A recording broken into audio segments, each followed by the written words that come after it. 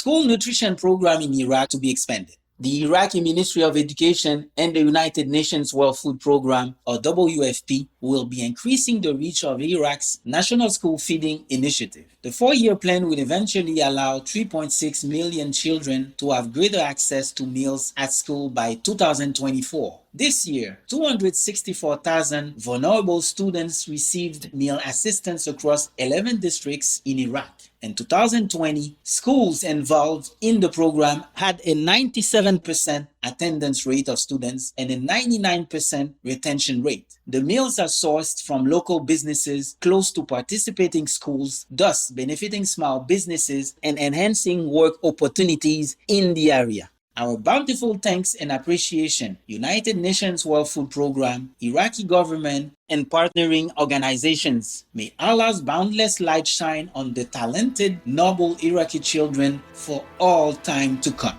Study finds 91% of victims are civilians when explosive weapons used in cities. A report published by the United Kingdom-based non-profit Action on Armed Violence concludes that from 2011 to 2020, at least 9 of the 10 people killed or injured by explosive weapons in populous areas globally were civilians. Appallingly, the use of bombs and shells have caused over 262,000 private citizens' casualties during this period. To urgently mitigate the devastating impact of explosive weapons on civilian lives and livelihoods, the assessment urges governments to commit to an international ban on their use in populated areas, including towns and cities. Many thanks for the vital report, Action on Armed Violence. In heaven's gentle embrace, may all children treat one another with kindness and goodwill in a peaceful world.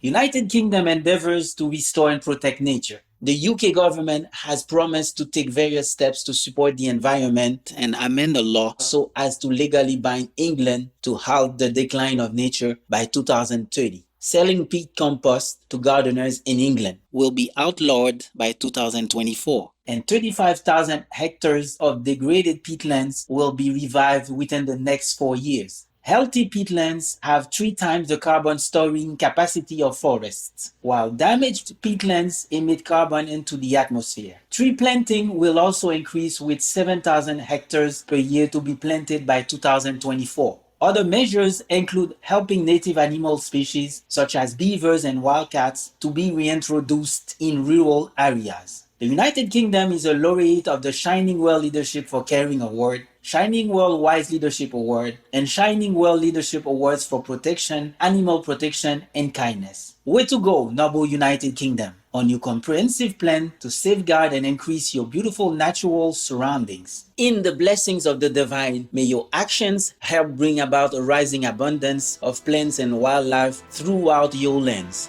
Self-driving truck delivers produce across states in United States. Autonomous vehicle company Too Simple has recently transported watermelons from Arizona to Oklahoma using a self-driving truck. 2 people in the truck operated it at the beginning and end of the trip. Other than that, the truck drove itself for over 1,500 kilometers. Contributing to this success was the truck's use of light detection and ranging for LiDAR technology sensors developed by Australian tech firm Baraha. Too Simple says that the advantages of autonomous trucks include enhanced safety, fuel efficiency, and faster delivery, as well as being able to help address current shortage of truck drivers across the US. The firm plans to continue testing throughout this year and roll out its driverless fleet in 2024. Great work to Simple and partners. May technology like this bring further convenience and ease to communities worldwide in celestial upliftment.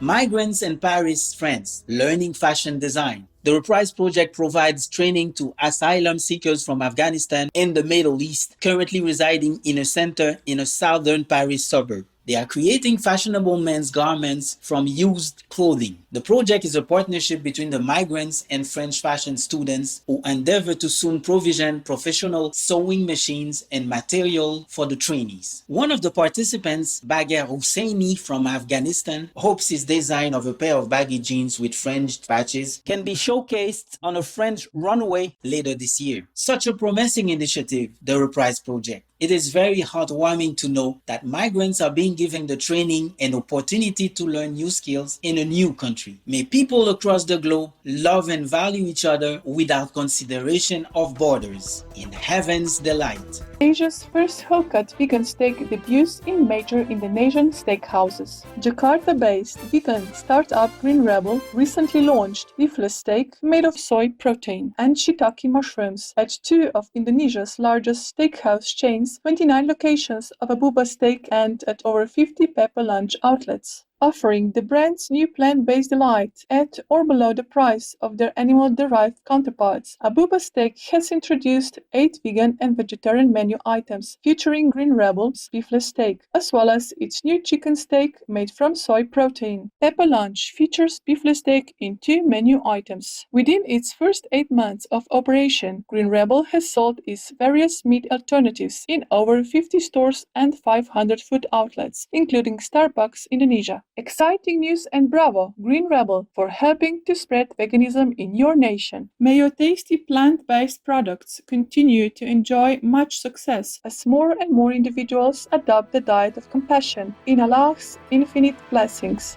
Maine becomes 6th U.S. state to ban sale of animal-tested cosmetics. The governor of Maine, the Honorable Janet Mills, signed the act prohibiting the sale of cosmetics that have been developed or manufactured using animal testing into law on June 10, 2021. The bill was sponsored by Maine State Representative, the Honorable Vicky Dudera, and becomes effective starting November 1st, 2021, which is World Vegan Day. Violators will be liable for a fine of $5,000 initially, and thereafter $1,000 per day. Maine joins California, Illinois, Nevada, Maryland, and Virginia in passing similar legislation, with Hawaii soon to follow. Our immense gratitude, Governor Mills, State Representative Dudera, and the citizens of Maine.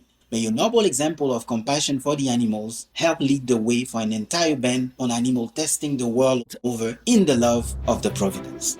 Supreme Master Ching Hai thankfully present the Shining World Leadership Award for Compassion to the Government of Maine with high salute and appreciation for this step to defend the helpless animals. May God bless you and your co-citizens with abundant wealth, joy, and wellness in this ethical and wise direction.